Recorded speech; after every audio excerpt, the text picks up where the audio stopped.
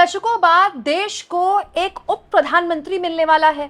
क्या नीतीश कुमार बनेंगे भारत के उप प्रधानमंत्री, डिप्टी प्राइम मिनिस्टर?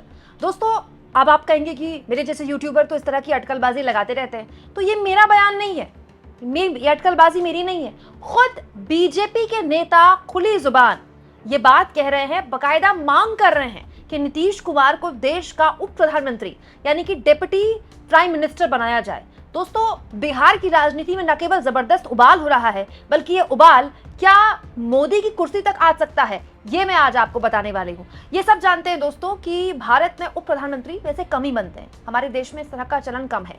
लेकिन अटल बिहारी वाजपेयी की सरकार के दौरान ये हमने देखा था कि लाल कृष्ण आडवाणी को उप प्रधानमंत्री बनाया गया था, डिप्टी प्राइम मिनिस्टर। और उसी तर्ज में अब बीजेपी के कद्दावर नेता सामने आए हैं और उन्होंने मोदी सरकार के आगे, अपनी सरकार के आगे, अपनी पार्टी के आगे और नीतीश कुमार के आगे एक विकल्प रख दिया है। दोस्तों, विकल्प ये कि नीतीश कुमार को बनाया जाए डिप्टी प्राइम मिनिस्टर। जी हाँ, बीजेपी के नेता ये कह रहे हैं। दोस्तों, अश्विनी चौबे जो कि बीजेपी के बड़े धाकड़ नेता हैं बिहार के अंदर, अश्विनी चौबे जो कि पूर्व सांसद भी रह चुके हैं बीजेपी के, उन्होंने एक बहुत ही हैरान करने वाला बयान दिया है। दोस्तों, अश्विनी चौबे जो कि पूर्व केंद्रीय मंत्री भी हैं, उनका कहना है कि देश के पीएम मोदी हैं, बिहार में राम लक्ष्मण की जोड़ी है, नीतीश कुमार बिहार के सीएम हैं, वे 20 साल से सीएम हैं, नीतीश कुमार का ओहदा सीएम से बड़ा हो गया है। जी हाँ, ये बीजेपी के नेता कह रहे हैं। आगे अश्विनी चौबे कहते हैं, नीतीश कुमार और मोदी की जोड़ी देश को दिशा दे रही है।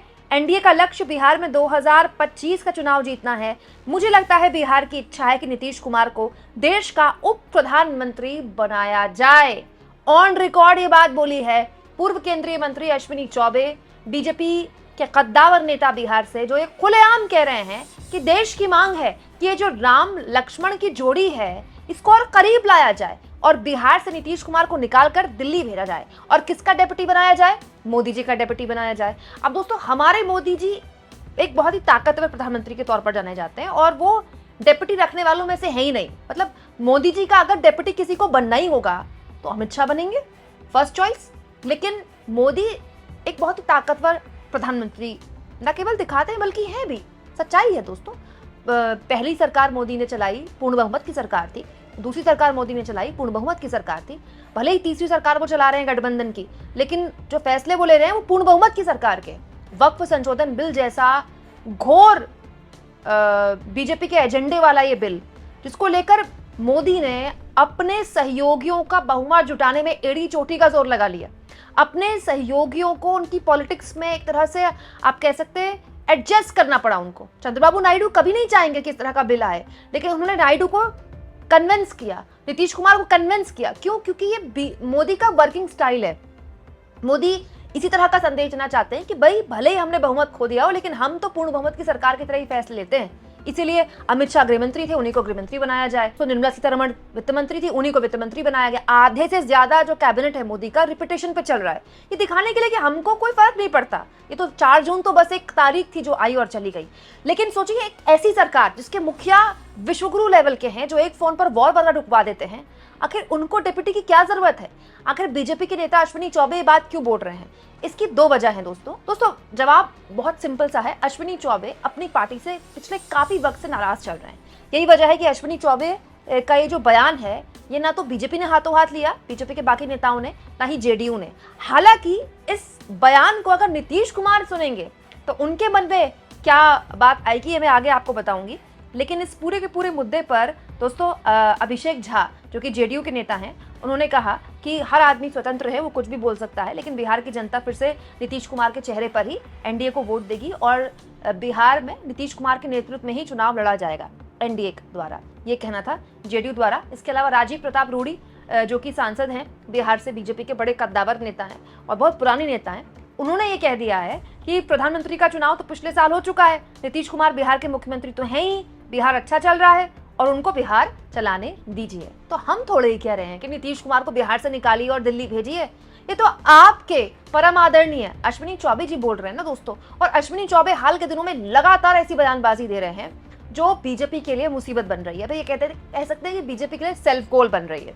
दोस्तों, अश्विनी चौबे यही नहीं रुके, उन्होंने तो ये तक मांग कर दी कि नीतीश कुमार को या तो डिप्टी पीएम या फिर एनडीए का संयोजक बनाया जाए। दोस्तों ये वो पद है जो बीजेपी किसी भी सहयोगी को नहीं देने को राजी होगी, क्योंकि जो भी एनडीए का संयोजक बनेगा वो एनडीए में सबसे ताकतवर माना जाएगा, बीजेपी के अध्यक्ष से भी ताकतवर। लेकिन बड़ा सवाल ये है दोस्तों कि अब बात निकली है तो अगर दूर तलक गई तो क्या होगा। दोस्तों नीतीश कुमार बहुत लंबे टाइम से बिहार की राजनीति से एक सम्मानजनक एग्जिट चाहते थे। यही वजह थी कि उन्होंने इंडिया गठबंधन को एक किया। इंडिया गठबंधन को तो शुरुआत में एक करने वाले नीतीश कुमार ही थे ना। इंडिया गठबंधन की जो पहली बैठक हुई थी, आपको याद होगा, बाकायदा प्रेस कॉन्फ्रेंस हुई थी, वो बिहार में हुई थी, पटना में हुई थी वो। और दोस्तों उसके पीछे नीतीश कुमार की मंशा थी कि उनको राष्ट्रीय राजनीति की फलक में आना था, उनको मोदी के खिलाफ इंडिया गठबंधन का चेहरा बनना था। लेकिन इसके लिए ममता बनर्जी नहीं मानी, क्योंकि ममता बनर्जी भी एक खतरा पे गई। ममता बनर्जी के हिसाब से अगर नीतीश कुमार चेहरा बन सकते हैं तो वो क्यों नहीं बन सकती। राहुल गांधी को लेकर भी खबरें हैं कि राहुल गांधी को भी नीतीश कुमार पर पूरा भरोसा नहीं था, कि नीतीश कुमार का कोई भरोसा नहीं है कि वो इंडिया गठबंधन का चेहरा बनकर, इसके अलावा पीएम कैंडिडेट बनकर पलटी ना मारे। और एग्जैक्टली यही हुआ दोस्तों, नीतीश कुमार को इंडिया गठबंधन का चेहरा नहीं बनाया गया और नीतीश कुमार ने पलटी मार ली, ये कहते हुए कि कांग्रेस पार्टी डिसाइड ही नहीं कर पाई कि इंडिया गठबंधन का क्या होगा। कितना अजीब सा तर्क है कि अगर आपको ये पता चले कि आपका जो विरोधी है वो बहुत तगड़ा है, वो बहुत ताकतवर है, तो आप उससे कैसे भी करके लड़ेंगे और उसके साथ जाके बैठ जाएंगे। भाई लड़ेंगे ना, चाहे जो भी वो है तो विरोधी।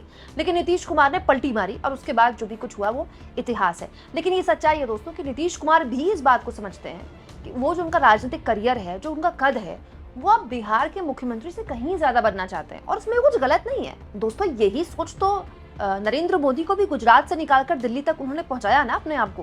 भाई नरेंद्र मोदी भी बात समझ गए थे कि गुजरात के वो लगातार मुख्यमंत्री हैं और इसके बाद उनके पास देश के पीएम बनने के अलावा कोई विकल्प नहीं है। नरेंद्र मोदी ने इसके लिए कॉर्पोरेट को अपने साथ जोड़ा। आरएसएस नहीं चाहता था कि मोदी पीएम कैंडिडेट बने या वो आगे पार्टी के चेहरे के तौर पर उनको आगे किया जाए, लेकिन पार्टी का दबाव बहुत ज्यादा था, कार्यकर्ताओं का बहुत दबाव था और वो दौर जो बीजेपी का था उसमें एक थकावट और एक बोरियत आ गई थी, एक निराशा आ गई थी जो दिल्ली में बीजेपी का नेतृत्व है उसको लेकर। क्योंकि एक तरफ अरुण जेटली थे, एक तरफ सुषमा स्वराज थी, जो संसद में बोलते बहुत अच्छा थे, लेकिन उन पर यह आरोप लगाए जाते थे कि इनकी एक तरह से एक बड़ी अच्छी जुगलबंदी चलती है उस वक्त की डॉक्टर मनमोहन सिंह सरकार के साथ, जिसकी वजह से ये दिखाने के लिए विरोध करते हैं। लेकिन बीजेपी को इन्होंने एक बड़ा नेतृत्व नहीं दे पाए कभी भी। और बीजेपी में उस वक्त काफ़ी इंटरनल पॉलिटिक्स चल रही थी, आडवाणी साइड होने को तैयार नहीं थे। लेकिन मोदी इतने बड़ा चेहरे के तौर पर उभरे, कॉर्पोरेट का उनके ऊपर हाथ था, कार्यकर्ताओं का एक पूरा हुजूम उनके साथ था और मोदी के साथ तो उस वक्त पूरा देश था। भाई हमने भी उम्मीद की थी कि ये कुछ नया लेकर आएंगे, गुजरात मॉडल और ये और वो दुनिया न मन की बातें, उसके बाद सब इतिहास है। तो मोदी भी तो गुजरात से मुख्यमंत्री बन के आगे बढ़ना चाहते थे। तो अगर नीतीश कुमार ऐसा करना चाहते हैं तो उसमें कुछ गलत नहीं है। अगर उनकी अपेक्षाएं हैं राष्ट्रीय राजनीति के फलक में पहुंचने की तो उसमें कुछ गलत नहीं है, ये तो होना ही चाहिए। लेकिन बड़ा सवाल ये है दोस्तों कि नीतीश कुमार के साथ एक दिक्कत है और वह उम्र की पाबंदी नीतीश कुमार के साथ एक ऐसी चीज हो गई है जो अब सार्वजनिक है। नीतीश कुमार की तमाम तरह की वीडियोस, तेजस्वी यादव हो चाहे सोशल मीडिया में हो, वो तैरती रहती हैं। अभी कुछ दिन पहले अमित शाह बिहार गए थे, जहां पर अमित शाह की मौजूदगी में मंच पर नीतीश कुमार ने एक महिला का हाथ पकड़ लिया। इसके अलावा भी राष्ट्रगान हो रहा था, नीतीश कुमार बात करने लगे, नीतीश कुमार अगल बगल के लोगों के आगे कुछ करने लगे। और अभी कुछ दिन पहले की एक और वीडियो है जिसमें नीतीश कुमार को थाली पकड़ाई गई कि वो आरती करें, वो आरती नहीं कर पाए। तो नीतीश कुमार, हम तो ये उम्मीद करते हैं दोस्तों कि नीतीश कुमार 100 साल जिए और हमेशा स्वस्थ रहें, लेकिन नीतीश कुमार के स्वास्थ्य को लेकर लगातार तेजस्वी यादव बयान देते हैं कि वो टायर्ड और रिटायर्ड हैं।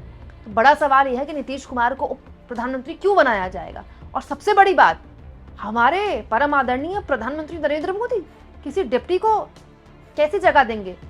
उनके ऑफिस में, उनके ऑफिस के इर्द गिर्द किसी डिप्टी के लिए जगह होगी? दोस्तों कहने के वाले तो ये भी कहते हैं कि इस सरकार में केवल 2 लोगों की चलती है, वो हैं स्वयं मोदी जी और हमारे अमित शाह जी। 2 ही लोग हैं जो पूरी की पूरी सरकार चला रहे हैं। यहाँ तक कहा जाता है कि कई पर्ची वाले मुख्यमंत्री हैं जिनको मोदी जी ने अभी 1.5-2 साल पहले सीएम बनाया है, उनका पूरा का पूरा जो ऑफिस है वो भी पीएमओ से चलता है। कहने वाले तो कुछ भी कहते हैं दोस्तों। तो एक ऐसे ताकतवर पीएम जो विश्वगुरु लेवल के नेता हैं, सोचिए उनके पद के लिए ऐसी बात बोल रहे हैं। कौन बोल रहे हैं? बीजेपी के नेता बोल रहे हैं। ये बताता है कि बिहार के अंदर बीजेपी में न केवल घमासान मचा हुआ है, बल्कि जानबूझकर ऐसी बातें बोली जा रही हैं जो नीतीश कुमार के दबे अरमान एक बार फिर जगा सकती है। और एक नेता का अरमान हमेशा होता है दोस्तों कि वो पीएम बने। एक विधायक का चुनाव भी अगर कोई भी नेता लड़ता है ना, साइकी है, बाय डिफॉल्ट उसके दिमाग में आ जाता है कि एक दिन में पीएम बनूंगा। तो अगर नीतीश कुमार के मन में ये बात है तो क्या ही गलत बात है, उनका अधिकार है ये बात सोचने का। आपको क्या लगता है दोस्तों, बिहार बीजेपी में इस बयान के बाद हलचल मचेगी? क्या एक बार फिर से एक नई बहस अश्विनी चौबे ने छेड़ दी है बयान देने के बाद? कमेंट बॉक्स में जरूर लिखें और जितना हो सके चैनल को शेयर करें, सब्सक्राइब करें और थैंक्स फॉर ज्वाइन के ऑप्शन से दोस्तों, अगर आप चाहें तो कुछ आर्थिक मदद भी चैनल की जरूर करें।